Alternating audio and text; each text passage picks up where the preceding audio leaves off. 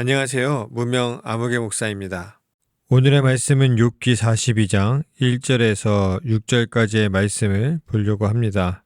오늘의 말씀은 욥기의 마지막 부분이고 사실상 가장 핵심된 말씀이라고 볼 수 있습니다. 욥이 실제로 어떠한 신앙생활을 했는지 우린 정확하게 알 수 없죠. 왜냐하면 욥이 하나님 보시기에 충분한 신앙생활을 하고 있다라고 하는 성경의 증언은 있지만 실제로 어떻게 신앙생활을 했는지가 또 어떠한 경로로 하나님을 알게 되고 어떻게 섬겨왔고 어떠한 삶을 살았는지 구체적으로 알 수는 없습니다. 몇 가지 엿볼 수 있는 장면이 이제 1장에 나오기는 하는데요. 사실 그게 단 거죠. 그래도 하나님 보시기에 욥의 믿음이 굉장히 좋아 보이셨고 그래서 사탄에게 자랑할 정도였던 것이죠. 그러나 실상은 욥이 하나님의 복을 잘 누리는 사람이었어요. 그래서 사탄도 욥이 누리는 것을 치면 하나님을 욕하게 될 것이다 라고 이야기하는 것이죠. 이 이야기를 통해서 우리가 간단하게 우리의 삶을 돌아보면 우리의 삶도 그렇죠. 사탄이 말하는 것과 같습니다. 우리가 이루는 것, 가진 것, 우리가 가진 어떤 명예와 지위 같은 것들로 하나님의 복을 판단할 때가 있죠. 사탄도 그러한 부분을 정확하게 지적을 하는 거죠. 물론 사탄이 욥을 시험할 때 욥은 잘 버텨냈습니다. 그런데 생각지도 않게 하나님의 침묵에 대해서는 굉장히 불편해하죠. 왜냐하면 그동안 욥이 하나님께서 인정할 정도로 신앙생활을 잘하는 사람이었기에 내가 그렇게 신앙생활하고 이제 고난을 당하고 있는데 고난 속에서 침묵하시는 하나님이 이해하기가 쉽지 않았던 거예요. 그리고 이러한 상황은 우리에게도 자주 일어나는 일이죠. 인생을 살다 보면 우리의 삶 가운데서도 별의별 일들이 다 일어납니다. 신앙생활 열심히 하고 안 하고를 떠나서 인생에서 겪는 다양한 일들을 겪다 보면 좋은 일과 기쁜 일이 있을 수 있지만 그보다 훨씬 더 많은 나쁜 일과 힘든 일들, 고난스러운 일들이 더 많죠. 보통의 사람들의 삶은 그렇습니다. 그리고 우리가 그러한 상황을 겪을 때마다 하나님께 기도하고 부르짖고 내가 그동안 해왔던 신앙생활의 다양한 활동의 모습, 헌신했던 것들을 되돌아보면서 내가 이렇게까지 신앙생활했는데 내 삶이 이렇게 되어야만 하는가? 왜 하나님께서 이러한 상황 속에서 말씀하시지 않는가? 이러한 생각이 들 때가 있습니다. 그래서 많은 목사님들이 설교할 때 그런 식으로 많이 이야기했죠. 침묵도 하나님의 응답이다. 물론 침묵도 하나님께서 일하시는 방법이기는 합니다만 사실은 거기에 어떤 신학적 의미를 담았다기보다는 그냥 위로하는 말에 가까웠던 것이죠. 특히 욥의 이야기에서 침묵도 하나님께서 일하시는 것이다라고 하는 것은 그 내용을 너무 쉽게 설명하려고 하지 않았나라는 생각을 해보게 됩니다. 자, 오늘의 말씀을 보게 되면 2절에 주께서는 못하실 일이 없사오며 무슨 계획이든지 못 이루실 것이 없는 줄 아오니 욥이 이렇게 고백하는 장면이 있습니다. 이 말씀을 보게 되면 단순히 어떠한 깨달음을 가졌다라고 하는 것이 아니라 이제는 하나님이라고 하는 존재를 완전히 인정하는 단계에 이른 모습입니다. 그러한 고백이에요. 욥은 그동안 자신이 충분히 복을 누렸잖아요. 재산도 많이 있었고 두려울 것이 없었고 자녀들도 잘 먹고 잘 사는 그러한 삶을 살았습니다. 당시의 문화들이 높은 지위나 많은 재산을 갖는 것이 신에게 복을 받는 일이라고 생각을 했던 그러한 때예요. 반대로 이야기하자면 자신이 어떠한 고난을 당할 때에 그것은 신이 벌을 내린다고 생각하던 때이기도 합니다. 근데 마지막에 이제 욥이 고백하는 것이 바로 그거예요. 하나님께서는 못하실 일이 없으시고 무슨 계획이든지 못 이루실 것이 없는 분이시다 라고 하는 고백을 하게 되는 거죠.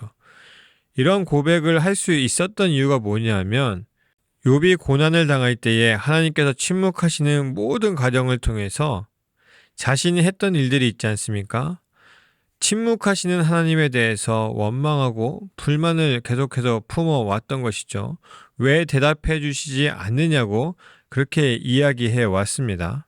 욥은 그동안 누릴 때에는 하나님께 잘했는데 누리지 못하고 모든 것을 잃었을 때에 하나님께서 무언가를 해주셔야 되는데 해주시지 않는다는 거죠. 그것이 옛날로의 삶으로 돌아가는 것이 아니다 할지라도 왜 아무런 말씀이 없으시냐라고 하는 것 자체가 불만이었던 거죠. 요즘은 많이 사용하지 않는 표현이지만 옛날에 기도 같은 것을 할 때에 또 하나님을 표현할 때에 이러한 표현들 많이 사용했습니다. 하나님은 전지전능하신 분이다. 그리고 능치 못하실 일이 없다. 다 비슷한 말들이죠. 그런데 사실은 이러한 말들이 하나님을 평가하는 말입니다. 우리가 어려움을 당할 때 이런 생각하시는 분들이 있습니다. 하나님께서 나를 사랑하시지 않는 것 같다. 나에게 벌을 주시는 것 같다. 나의 기도를 들어주시지 않는다. 이러한 이야기를 하게 되는데요. 그것이 자신이 겪고 있는 어떤 상황에 대한 표현일 수도 있지만 곰곰이 생각해보면 하나님을 판단하고 평가하는 일인 거죠. 흔히 평가라고 하는 것은 지위적으로 앞서 있거나 높은 자리에 있는 사람, 또 어떠한 일에 대해서 통달한 사람, 정통한 사람이 그렇지 못한 사람들의 모습을 이야기할 때 우리는 평가라고 이야기합니다. 평가라고 하는 것은 상대적으로 낮은 사람이 위에 사람들을 하는 것이 아니라 위에 있는 사람들이 아래에 있는 사람들에게 하는 것이 평가인 것이죠. 그래서 무엇이 잘 되고 있는지, 무엇이 부족한지, 이러한 성향과 저러한 성향을 가지고 있다든지 이런 것들을 판단하는 것이 바로 평가입니다. 다시 이야기를 돌아가서 하나님께서 나에게 이렇게 하시는 것 같다, 저렇게 하시는 것 같다. 특히 불만적인, 부정적인 말들을 할 때 보게 되면 그것은 바로 하나님을 평가하는 말인 것이죠. 왜냐하면 하나님은 더 이상 이렇게 하시지 않는다, 저렇게 하시지 않는다 라고 하는 이야기를 하기 때문에 그렇습니다. 하나님께서 행하시는 모든 일에 대해서 내가 판단하는 것이고 내가 결론을 짓는 것이죠. 그러면서 하나님께서 이루시는 일에 대해서 불만을 가지게 되고 조급함을 가지게 되고 믿음 생활을 하고 있음에도 불구하고 하나님에 대한 신뢰를 잃어가는 경우가 생각보다 많이 있습니다. 때로는 내가 그렇게 한다는 것조차 깨닫지 못할 때도 많이 있는 거죠. 그러나 3절에 보게 되면 욥은 분명히 이야기합니다. 무지한 말로 이치를 가리는 자가 누구니이까?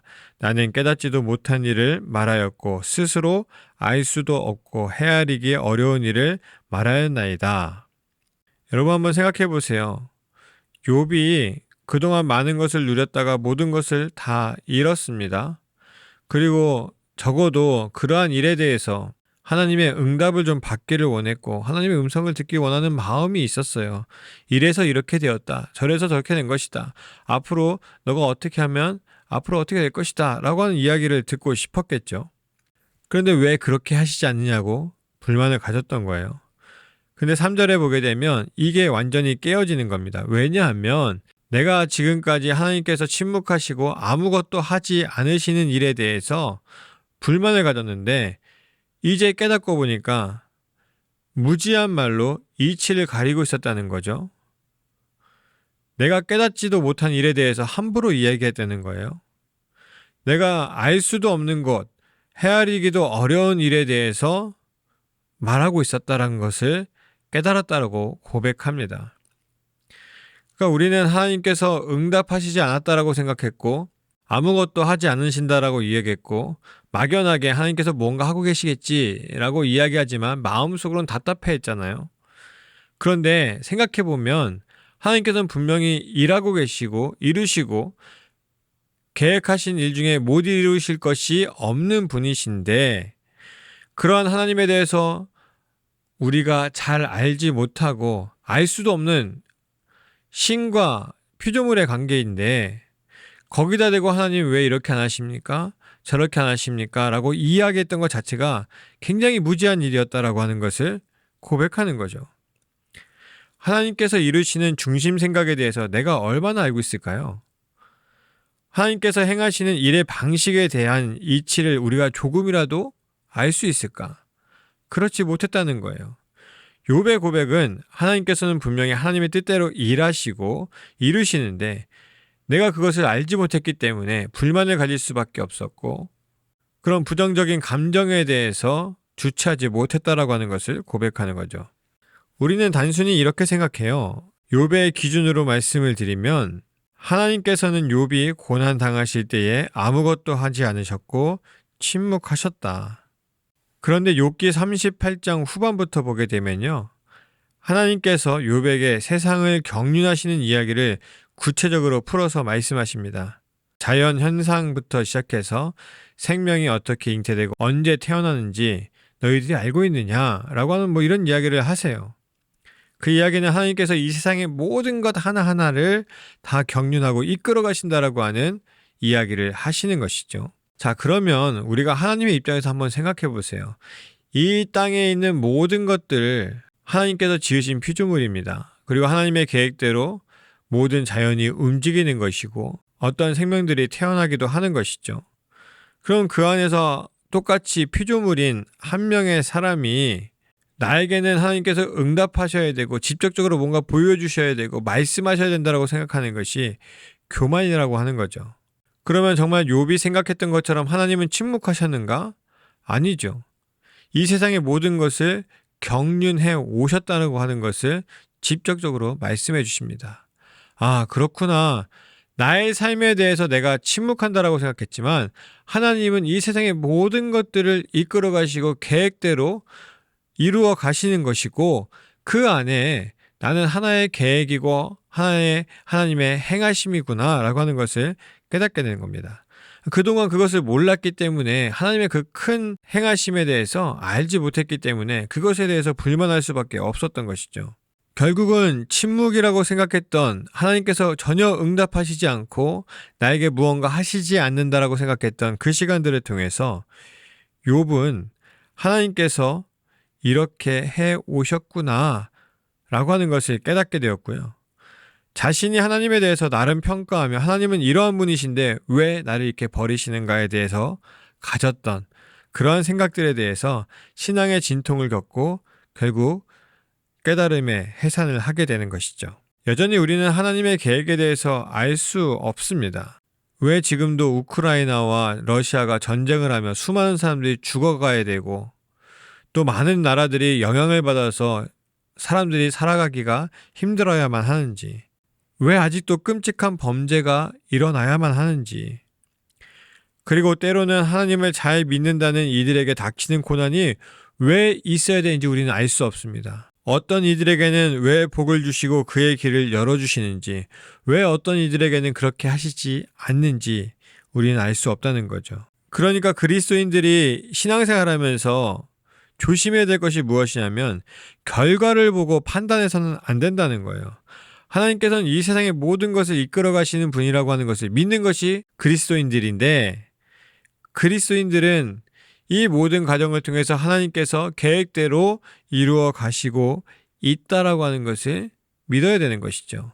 나에게 어떤 긍정적인 일이 일어나느냐 일어나지 않느냐로 판단하는 것은 욥이 하나님의 침묵에 대해서 불만했던 것과 같은 모습이다 라고 하는 것을 여러분들이 기억하셔야 됩니다.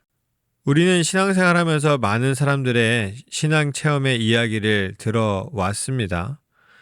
90년대까지만 해도 간증 집회가 굉장히 많이 있었죠. 또 그러한 간증의 이야기를 교회 곳곳에서 많이 들을 수도 있었습니다.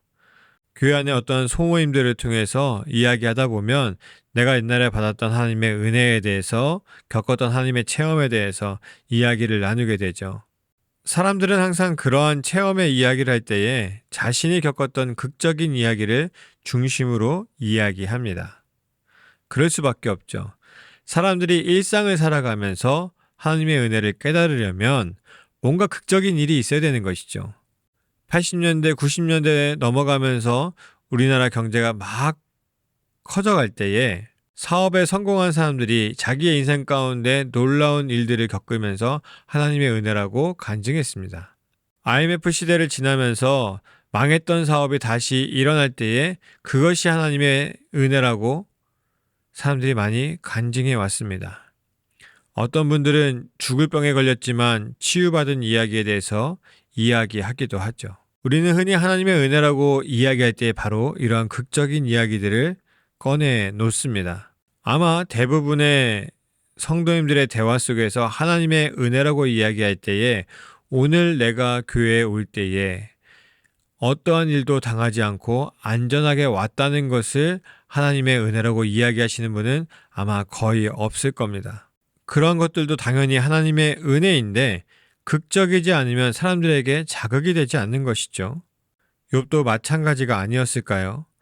사람들에게 끊임없이 들었던 하나님의 체험의 이야기가 있습니다. 전통적으로 조상들이나 주변 사람들에게 들었던 이야기들, 또 욥의 친구들도 욥기를 통해서 계속해서 이야기해오죠. 하나님은 의로운 자에게 복을 주시고 죄를 범하는 자에게 벌을 주신다라고 하는 그러한 이야기들이죠. 앞에서도 말씀드렸지만 당시의 모든 종교적인 교리, 사상, 그리고 문화는 이렇게 이해하고 있었습니다. 그런데 막상 우리가 신앙생활하면서 느끼는 것은 무엇인가 하면 흔히 간증할 만한 극적인 삶과 체험은 생각보다 많지 않더라라고 하는 것이죠. 대부분의 삶은 흔히 보통의 삶을 살아가기도 하고, 물론 어떤 분들은 간증할 만한 체험을 하기도 합니다. 어떤 분들은 하나님을 믿는 것이 무의미하다고 생각될 정도로 어려움을 당하는 분들도 있습니다. 그렇게 오랜 시간 동안 신앙생활을 해 오셨죠. 그러면서 계속해서 듣는 이야기는 신앙생활 잘하면 복 받는다는 이야기, 그런 극적인 이야기들에 대해서 많이 들으셨을 겁니다.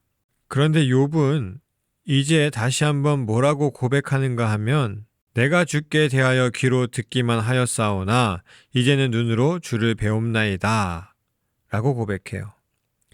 그동안 자기 친구들과 자기 조상들과 주변 사람들에게 들었던 신에 대한 이야기, 신에게 잘하면 복을 받아서 부도 누릴 수 있고 아주 떵떵거리며 살 수 있다라고 하는 그러한 이야기들만 계속해서 들어왔고, 욥의 삶에 그러한 복이 있었기 때문에 내가 하나님께 복을 받는 사람이구나, 하나님께 더 잘해야지 라고 하는 마음이 당연히 있었겠죠.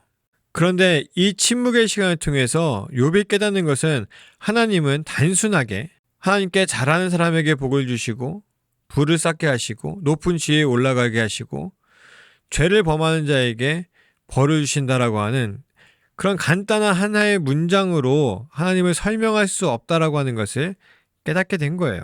들었던 것은 항상 그런 것이죠. 극적인 이야기들. 그러나 내가 실제로 신앙생활 해보니까 하나님은 그 말로 다 채울 수 없는 아주 큰 분이시다라고 하는 것을 깨닫게 된 겁니다. 그러니 이제 하나님을 체험해보니까 그게 아니라고 하는 것, 들었던 것이 전부가 아니라고 하는 사실을 이제 알게 된 거예요. 욥이 자신이 누리던 것을 잃게 되었고 하나님의 침묵의 시간 속에서 불만을 가질 수밖에 없었던 이유는 그동안 하나님을 귀로만 듣고 그것으로만 하나님을 판단했기 때문에 그렇습니다.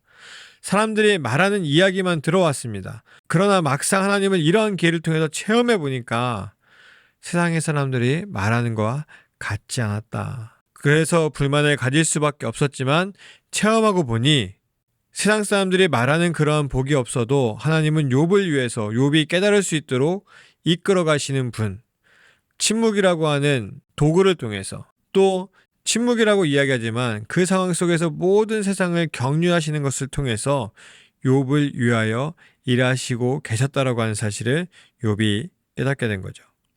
그래서 자신이 들었던 것만 가지고 신앙생활하던 욥이 하나님의 침묵에 불만할 수밖에 없었지만 이제 하나님을 체험하니까 내가 회개합니다라고 고백하는 것이죠.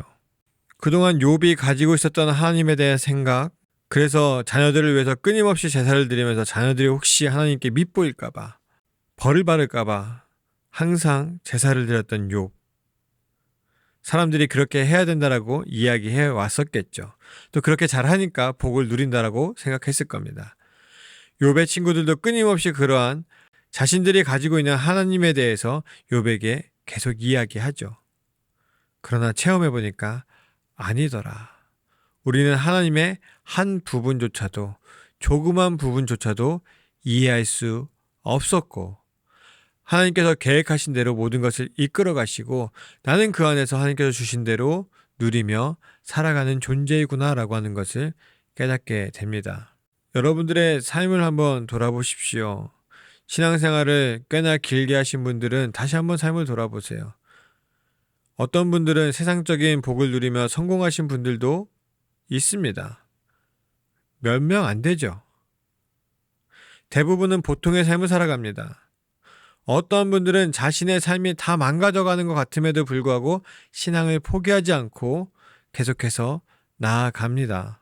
어떻게 생각해보면 흔히 세상에서 말하는 복을 누리고 있는 사람들은 신앙생활을 포기하지 말아야 되는 것이고, 세상의 복을 누리지 못하는 사람들은 신앙을 버려도 할 말이 없는 것이 맞을 겁니다. 그러나 하나님을 체험하고 나면 세상에서 말하는 복을 누리든지 누리지 않든지 그와 상관없이 하나님께서 끊임없이 나의 삶에 지금도 역사하시고 또 이 세상의 모든 것을 하나님의 뜻대로 이끌어 가신다라고 하는 것, 그리고 나는 피조물로서 그 안에서 살아가고 있음을 깨닫고 그 하나님을 체험하게 되면 세상 사람들이 보기에 성공했든지 성공하지 못했든지 어려움을 겪든지 아니든지 그와 상관없이 우리는 하나님을 우리가 판단할 수 없는 분으로, 또 우리가 미처 알지 못하는 모든 것으로 우리에게 행하시고 우리를 이끌어 가시는 분이라고 하는 사실을 깨달을 수 있습니다. 여러분들도 한번 삶을 돌아보시고 나의 삶에 무엇이 주어졌는가가 아니라 여전히 나의 이러한 삶 속에서도 역사하시고 세상을 이끌어 가시는 하나님을 바라보셔서 나의 손에 무엇이 주어졌는가에 따라서 하나님의 은혜를 판가름하는 것이 아니라 하나님을 하나님으로 인정할 수 있는 삶을 살아가시기를 바랍니다. 무명 아무개 목사였습니다.